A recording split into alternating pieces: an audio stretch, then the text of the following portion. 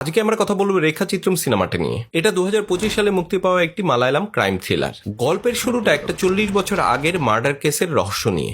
বিবেক নামের একজন police officer যে অনলাইনে জুয়া খেলে 15 লাখ টাকা জিতেছিল, কিন্তু সেটা সবাই জেনে যাওয়ায় তাকে পুলিশ ডিপার্টমেন্ট থেকে কিছুদিনের জন্য সাসপেন্ড করা হয়। পরে যখন সে আবার চাকরিতে জয়েন করে, তাকে পাঠানো হয় দুর্গম এক জায়গা মালাক্কাপাড়ায়। Hello মালাক্কাপাড়া station. সেখানে যাওয়ার প্রথম দিনই সে একটা নতুন কেস পায়।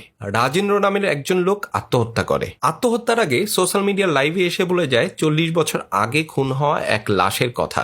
আর সেই ঘটনায় ভিনসেন্ট নামে একজন পাওয়ারফুল বিজনেসম্যানের নাম জড়ানো থাকে। মাটি খুঁড়ে লাশের কঙ্কাল বের করা হয়। তখন পুলিশ অফিসার বিবেক সেই পুরানো কেসের তদন্তের দায়িত্ব পায়। তদন্ত করতে গিয়ে বিবেক জানতে পারে এই খুনের রহস্যের সাথে 1985 সালের মালায়ালাম সিনেমা কাথুরু কাথুরামের শুটিং সেটের একজন হারিয়ে যাওয়া মেয়ের ঘটনাও কানেক্টেড।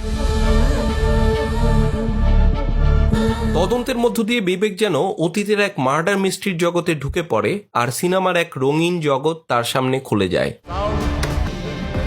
সেই সোনালী যুগের সিনেমার দুনিয়ায় আমরা দেখতে পাই পরিচালক, রাইটার, সমালোচক আর অনেক জুনিয়র আর্টিস্টদের না বলা কিছু গল্প।